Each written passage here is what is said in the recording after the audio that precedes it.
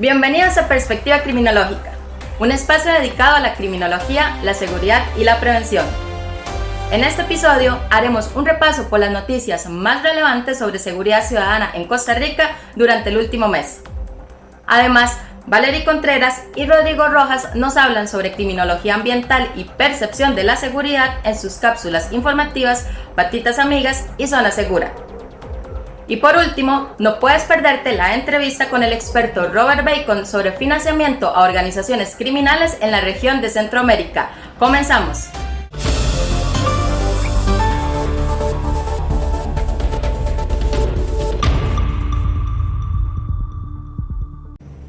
La cifra de homicidios en el país continúa en aumento y actualmente se registran más de 400 muertes, casi 200 casos más en comparación con el 2022. Justamente esta crisis de seguridad provocó la salida del entonces ministro Jorge Torres, al que ya se le venían cuestionando otros aspectos como la ampliación de la jornada laboral de fuerza pública y que motivó protestas por parte de algunos oficiales. En su lugar, asumió el cargo Mario Zamora Cordero, quien ya había ejercido como ministro de Seguridad durante la administración de Laura Chinchilla Miranda, y como parte de sus primeras acciones, Zamora anunció en conjunto con el Ministerio de Justicia dar seguimiento y mejorar los controles sobre la población penitenciaria bajo el régimen de monitoreo electrónico. De esta forma, el Ministerio de Justicia compartirá con el Ministerio y la Dirección Regional de Fuerza Pública datos sobre estas personas para realizar visitas sorpresas a dichas casas y verificar el cumplimiento de la medida impuesta. Gracias a estas acciones, las autoridades lograron en su primera semana la detención de 11 personas que se encontraban incumpliendo medidas y que fueron presentadas ante la Fiscalía para que se resuelva su situación jurídica. No obstante, estas medidas parecen no ser suficientes para controlar la ola de violencia que atraviesa Costa Rica. Según datos de la Policía Municipal de San José, solo en ese cantón se han registrado más de 1.500 asaltos en lo que va de este año, lo que equivale a un promedio de 23 casos diarios.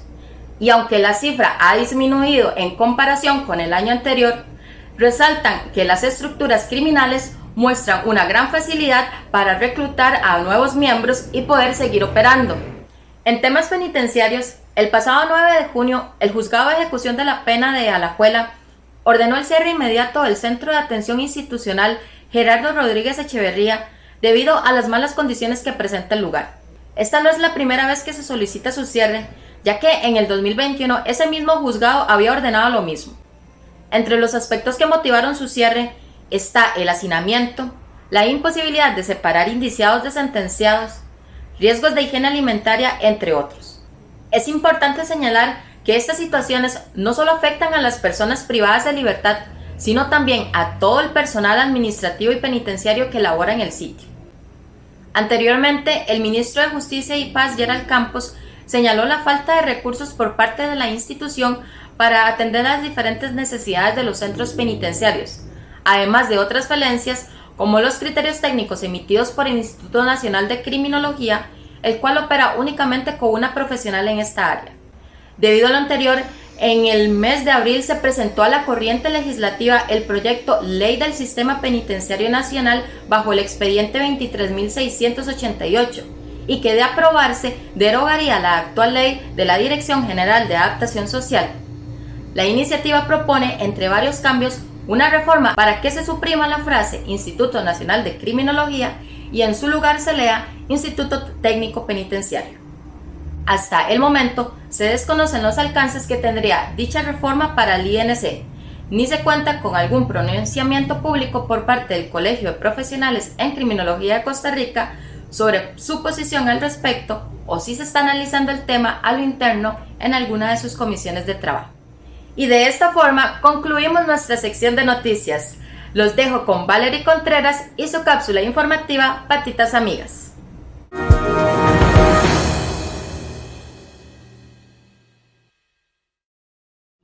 La criminología ambiental es una disciplina que se enfoca en el estudio y la relación entre lo que es el entorno físico y la delincuencia, basándonos en lo que es el análisis del entorno urbano, rural o natural y cómo sus entornos pueden influir en la ocurrencia y el patrón de los delitos. Estas áreas de estudio pues básicamente buscan comprender cómo los factores ambientales como el diseño de espacios, la iluminación, la infraestructura y la accesibilidad pueden facilitar o inhibir una conducta criminal. Los criminólogos ambientales utilizan una variedad de herramientas y pues métodos también para examinar lo que son los patrones delictivos y su relación con el entorno. Estos pueden incluir desde lo que es el análisis de datos geoespaciales hasta el estudio de observaciones de campos, entrevistas, encuestas a comunidades afectadas, entre otros.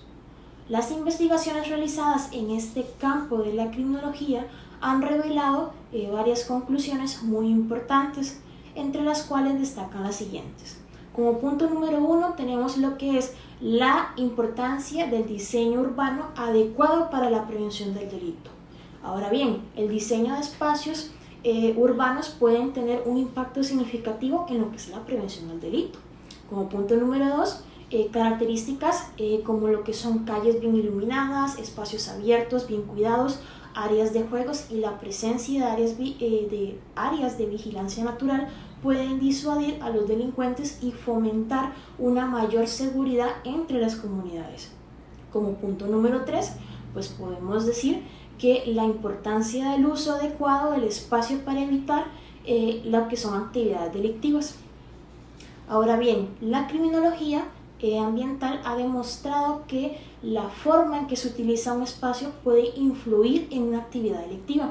Por ejemplo, áreas abandonadas, edificios vacíos o espacios públicos descuidados pueden convertirse eventualmente en lugares propicios para lo que es la comisión de delitos. Delitos como cuáles, sencillamente como lo es el vandalismo, robo o tráfico de drogas.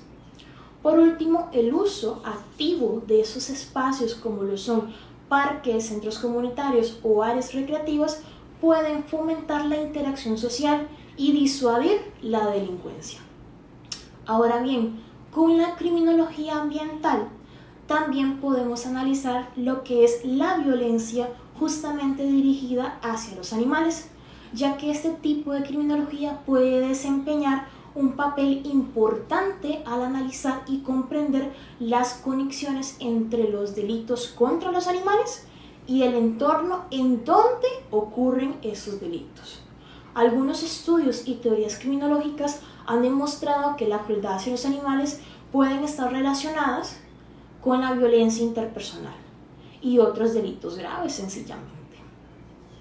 La criminología ambiental proporciona una perspectiva mucho más amplia para que logremos examinar los factores que contribuyen a la violencia contra los animales.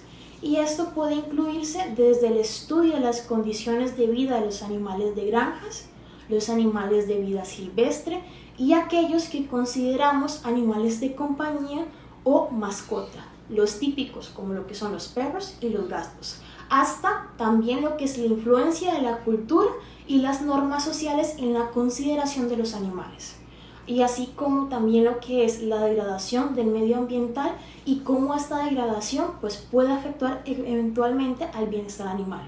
Por otra parte, la criminología ambiental también se ocupa de la relación entre lo que es la violencia hacia los animales y otros tipos de delitos, existiendo diversos estudios y teorías sobre aquellas personas que cometen actos de crueldad hacia los animales y pues que pueden estar eventualmente más inclinadas, ¿verdad? Sencillamente a lo que son la violencia contra otros seres humanos a futuro. Estas conexiones sencillamente la conocemos como lo es la hipótesis de la escalada de la violencia y que ha sido objeto de investigación dentro de la criminología. En conclusión, creo que nos queda más que claro y queda más que demostrado cómo los factores ambientales, como lo es la degradación del medio ambiental, la contaminación, la infraestructura de un lugar y la explotación de los recursos naturales, pues puede eventualmente influir en la aparición de conductas o comportamientos delictivos indeseables.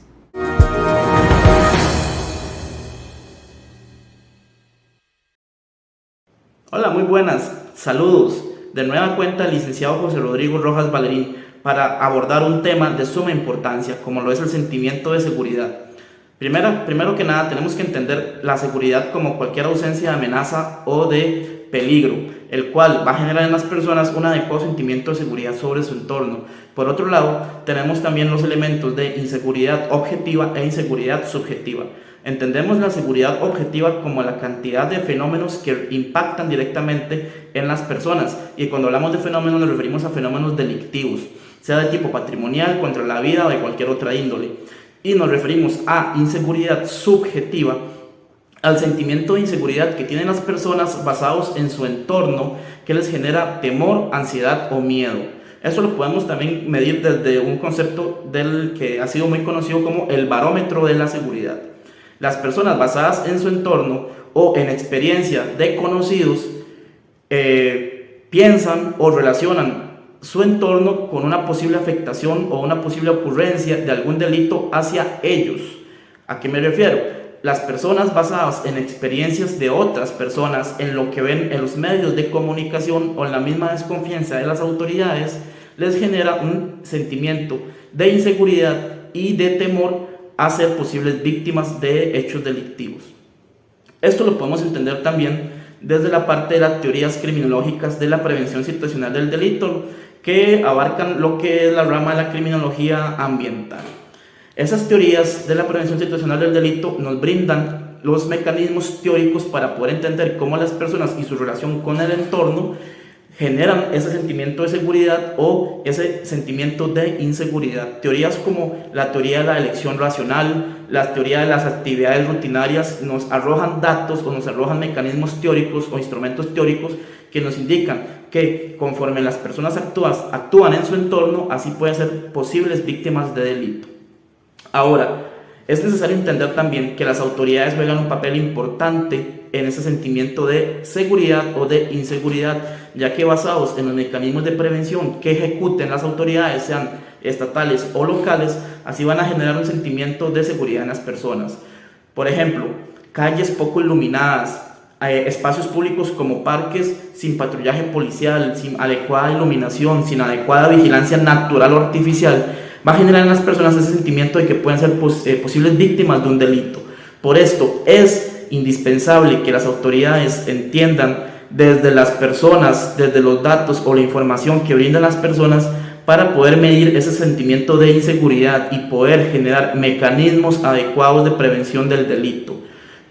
Por ejemplo, fortalecimiento de las fuerzas policiales o de seguridad, generar espacios públicos adecuados, con buena iluminación, con buena vigilancia, que las personas se sientan seguras, generar capacitaciones en las comunidades, puede contribuir a generar un sentimiento de seguridad en las personas y por ende que las personas y la comunidad de forma integral vivan en un entorno pacífico y sobre todo en un entorno sostenible.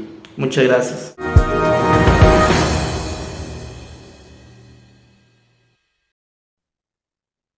Bienvenidos a todos a nuestra sección de la voz de los expertos, pues en donde básicamente queremos dar un espacio diferente a profesionales para abordar en temas diversos y de actualidad, tanto en lo que es en la parte de seguridad como sociedad y también política. Bueno, para este espacio tenemos al señor Máster Robert Bacon, el cual él es analista e instructor de inteligencia de financiamiento ilícito. Cuenta con una experiencia en el campo policial y militar que se extiende a más de 30 años de servicio. Por otra parte, pues, don Robert se destacó como analista de inteligencia criminal en la Policía de Nueva York y como analista especializado en financiamiento ilícito y terrorista para la DEA. Ahora bien, también por otra parte, don Robert es profesor universitario para la Universidad de Utica en Nueva York y es capacitador para el Centro de Crimen de Cuello Blanco, que básicamente es auspiciada por el Departamento de Justicia de los Estados Unidos y también por otras instituciones financieras o en otras industrias afines. Académicamente, don Robert se graduó en las áreas afines a lo que es las ciencias políticas y sistemas de información. Y en estos últimos años, don Robert básicamente ha realizado diversos estudios académicos y de capacitación enfocados principalmente en el entendimiento y desarrollo de procesos antifraude, anticorrupción y de financiamiento ilícito, principalmente del crimen organizado internacional y financiamiento del terrorismo. Bueno, sin más que agregar, don Robert, bienvenido a nuestro programa. Es un gran placer y enorme, sencillamente, que nos haya aceptado la invitación. Un gusto, don Robert. Saludos, el gusto es mío y es un honor estar aquí con usted, Valerie, que he seguido ya por varios años en las redes. Gracias, don Robert. La verdad es que es un gusto y es un elogio escuchar esto de usted. Bueno, don Robert, para el tema de hoy, básicamente queremos hablar de lo que es el financiamiento de organizaciones criminales, principalmente en Centroamérica y pues obviamente en nuestro país, en Costa Rica, ¿verdad? ¿Esto por qué? Porque en los últimos años, principalmente esos últimos meses, muchas autoridades de Costa Rica han emitido diferentes datos en donde se dice que un gran porcentaje de los delitos violentos que se han dado en el país en esos últimos meses se encuentran relacionados ya sea de manera directa o indirecta pues con el crimen organizado.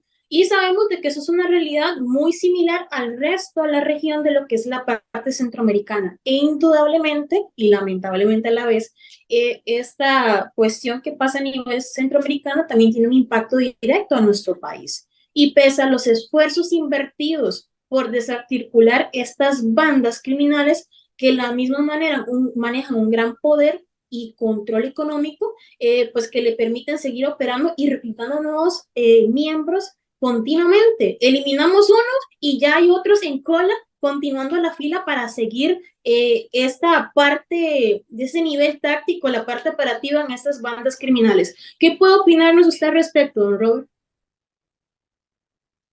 Bueno, Centroamérica y especialmente Costa Rica están en una encrucijada geoestratégica por la posición que tiene con respecto al mercado y la producción de la cocaína especialmente y de otros tipos de contrabando que pueden ser el tráfico de la silvestre, que es un tema que a usted le toca el corazón, el tráfico de productos pirateados y la violación de propiedad intelectual. Eso, desde el punto de vista geoestratégico, pone a Costa Rica en Centroamérica en un punto que es clave para movimiento de esos productos, de esas personas a nivel de desplazamiento. Segundo, Centroamérica ofrece, por las características normativas, por las características de la capacidad policial, por a veces el desinterés político, características que ayudan al crimen organizado internacional a operar casi con impunidad en el territorio centroamericano, en unos países más que otros. Costa Rica, en comparación al resto de Centroamérica, no está en un lugar tan desfavorable, por más que todos pensamos que la cosa es apocalíptica y que la corrupción es terrible. No, Costa Rica no está tan mal, pero sí tiene que cuidarse porque va tomando un camino equivocado. ¿Y por qué es que está pasando eso? Está pasando por la naturaleza del movimiento de los productos o los servicios ilícitos movidos, pero es que también funciona a los niveles financieros, que es ya la experiencia mía. Es no solo un terreno donde hay que financiar y operacionalizar dineros o activos criminales para permitir la actividad ilícita, pero es que también es un punto muy fácil para colocar activos, dineros mal habidos y gerenciarlos, gestionarlos desde estos países. Caso es Panamá, que ahí se gestiona activos de todas las redes criminales del mundo y de oligarcas, de políticos, por la naturaleza de ser un paraíso fiscal. Costa Rica no se queda muy atrás. Ahora hay crimen organizado internacional que está invirtiendo en bienes raíces. propiedades, construcciones, hoteles, cosas que han pasado ya en Panamá, por ejemplo. También se está eh, sentando la base para centros de gerencia y gestión criminal, que no necesariamente son un montón de criminales que vienen con armas y expediente criminal, sino gente con saco y corbata que trabaja para ellos y desde aquí pueden gerenciar muchas cosas. Entonces, hay una vulnerabilidad inherente asociada con la geografía. Eso no se puede obviar. El problema que exacerba o hace esto peor es la incapacidad gubernamental de responder efectivamente con políticas públicas de seguridad ciudadana que prevengan y controlen el crimen, especialmente el internacional, porque están acá en Centroamérica, están acá. Y es un reto muy grande, Valerie. Ok, es interesante lo que usted nos menciona, don Robert, porque entonces, ok, nos pone en una posición tanto vulnerable, pero a la vez mejor que otros países, podríamos decirlo, ¿verdad? Pero ahora bien, don Robert, ¿cómo podríamos hacer plenamente en Costa Rica para que nuestros gobiernos y nuestras instituciones relacionadas, ¿verdad?, con esta temática puedan invertir en lo que es la prevención? ¿O cómo podríamos resolver esta problemática en sí? Porque, digamos, es muy difícil cuando estamos hablando de criminales de cuello blanco, ¿cómo poder combatir eso cuando hay mucho movimiento de dinero? Es lo complicado. Bueno, es dificilísimo y requiere no hay una solución que uno pueda abrir un manual para encontrar la solución efectiva. Hay grandes problemas. Primero requiere una aproximación teórica multidisciplinaria de varios campos, por supuesto, los criminólogos a la punta de lanza, pero se ocupan sociólogos, estadistas, se ocupan politólogos, se ocupa también personas expertas en derecho y en administración pública. ¿Y por qué esto? El crimen organizado mundial, inclusive los pequeños locales, no operan en un vacío. Para poder operar necesitan, por la naturaleza de su trabajo y de la naturaleza de sus operaciones, de vincularse con el sector comercial, vincularse con el sector público, el sector político y el sector financiero. En el sector financiero existe desde 1970, especialmente cuando los Estados Unidos comienza con la ley del secreto bancario, que realmente es controlar el tráfico internacional de las drogas. Comenzó a crear normativas que en el mundo se replicaron. Entonces hay protocolos, hay procesos en el mundo financiero y hay que dejarlos trabajar. Pero eso no existe, Valerie, en el mundo comercial, no existe en el mundo público, ¿verdad? Hay deficiencias sistémicas, por ejemplo, en los procesos internos en el sector público de supervisión, contratación, de educación del funcionario público, de creación de una cultura operacional, una cultura organizativa anticorrupción, antifraude.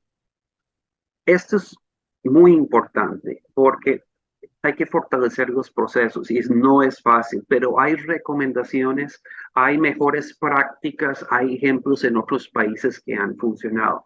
En el sector privado existen normativas que están emergiendo, como los ISO, el ISO 37001, que es antifraude y corrupción. Ya el sector privado está tomando los pasos para asegurar de que tengan buena gobernanza, que es el término que utilizan.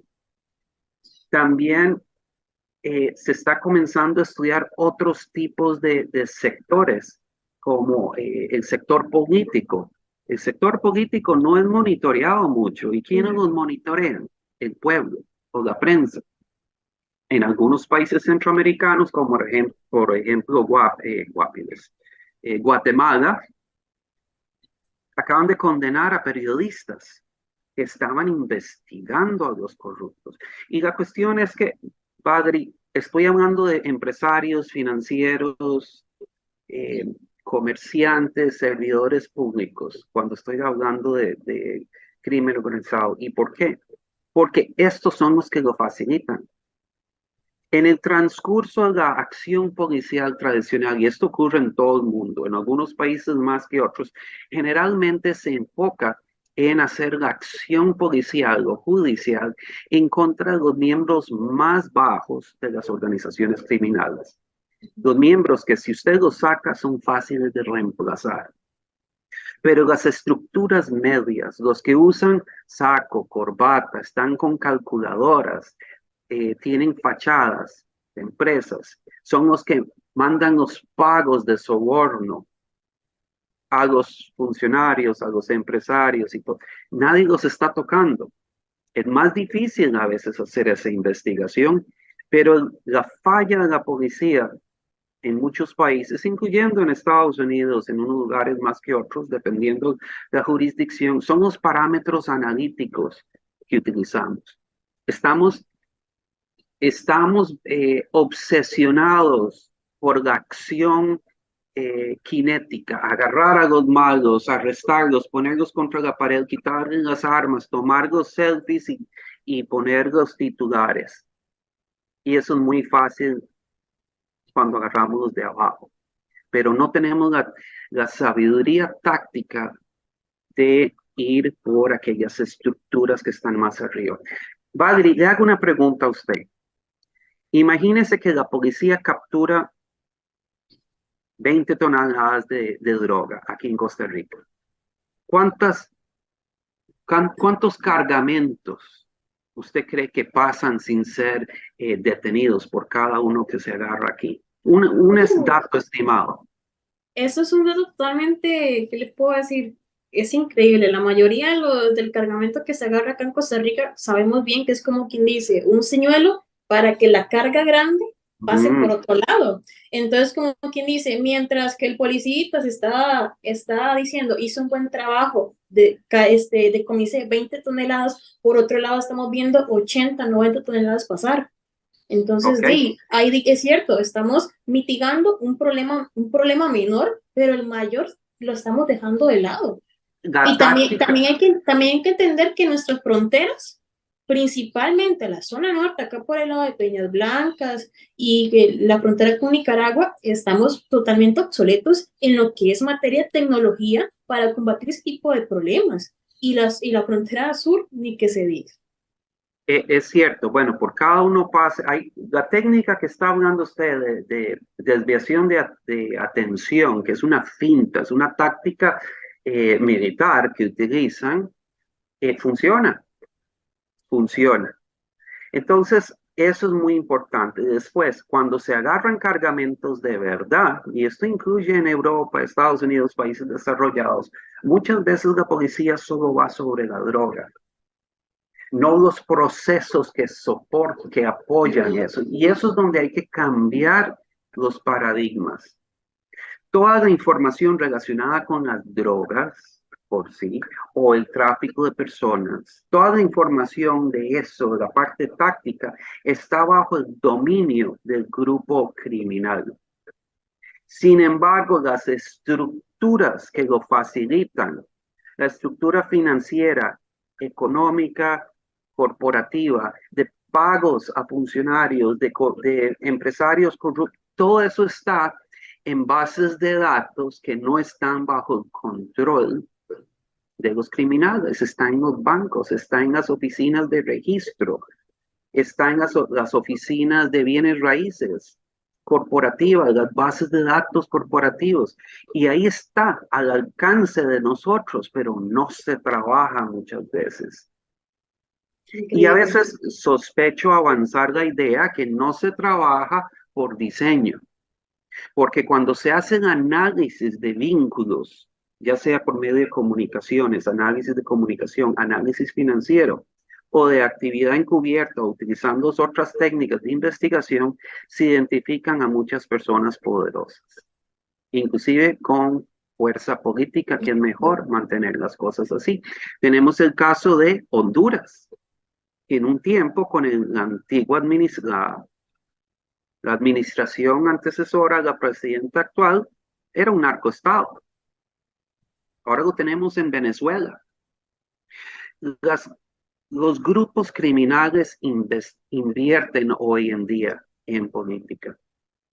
Entonces nuestros paradigmas tienen que ir más allá que del delito, más allá del grupo. Hay que ver las estructuras que lo facilitan. Y ahí el factor vital en el caso de Centroamérica y de Costa Rica.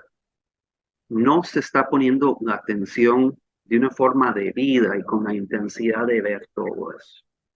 Correcto. Ya se destapó en Honduras, en Guatemala ha sido terrible y en Costa Rica todavía no está tan mal, pero tenemos a unos indicios históricos horribles. El caso Azteca, donde usted tiene el AIA, tiene personas del Banco Nacional o Banco de Costa Rica, ¿verdad? Funcionarios públicos, comerciantes y narcos, juntos. Esos son los primeros pasos. Hemos tenido casos sonados, no los podemos probar, es supuesto de narcoalcaldes o narcodiputados. Por dicha nos estamos dando cuenta, pero ¿sabe qué, Bagri? Son personas como usted, dentro de su gremio, que son los llamados a levantar una voz, no solo como lo levanta todo el mundo, sino con conocimiento teórico, que puedan entender el fenómeno criminal y las consecuencias sociales. El criminólogo tiene un puesto fundamental para defender la integridad y la decencia de la vida en Costa Rica. Y creo que ahí es algo que hay que meter más fuerza, con un tornillo, sí. Correcto. No tiene usted toda la razón, don Robert, y al menos en esta cuestión nos crea, podríamos decir que a la vez decir, estamos un poco diferentes que los demás países, pero a la vez nos deja un sinsabor porque vamos por esa misma línea, lamentablemente sí, y yo considero que si hablamos a nivel policial y seguimos actuando en la manera de represión a los criminales menores, no vamos a llegar a una parte operativa e investigativa a como debería ser en esa pirámide en donde están los más grandes, y creo que es ahí donde el gobierno central debería preocuparse, tal y como usted dice, por crear un grupo multidisciplinario en donde diferentes profesionales trabajen al respecto en esta materia. Y nosotros como criminólogos ahondar en torno a esto y exigirle de cierta manera tanto a nuestro gobierno como a las instituciones involucradas resultados en esta cuestión, pero no tanto la parte represiva, no, porque el policía de cierta manera ya está cansado también de que nos pidan tanto pues resultados, pero de ahí no pasa nada. Viene, se decomisa la droga pero se continúa con lo mismo. No buscamos la manera en cómo prevenir que eso ya deje de pasar. Ese es el asunto, la prevención. Es ahí donde tenemos que actuar, el foco de todo este problema del financiamiento del terrorismo. Y don Robert, para ir concluyendo, le agradezco mucho por este espacio. Es un tema súper interesante que nos daría 1000 horas de hablar y nunca podríamos terminar. Y lamentablemente, saber en la situación donde este gobierno, donde este país está yendo, ¿verdad? Y pues también es un llamado para todos nuestros colegas, todos los profesionales en torno a las ciencias sociales, ¿verdad? En que tenga que, pues, aportar un poco más de este conocimiento en la parte de financiación del terrorismo y crimen organizado. Y señoras y señores, de esta manera concluimos nuestro programa por esta ocasión y también les quiero recordar a cada uno de los que nos están observando de que nos siguen en nuestras diferentes redes sociales y que compartan todo el contenido que nosotros hacemos en los diferentes formatos. Además de que no olviden suscribirse a nuestro canal de YouTube para que no se puedan perder absolutamente nada de nuestras próximas entrevistas, programas, y así tenga siempre a la mano la mejor información y más reciente de los mejores profesionales. Don Robert, nuevamente le agradezco mucho, muchas bendiciones, nos vemos en la próxima. Gracias a usted, Valerie.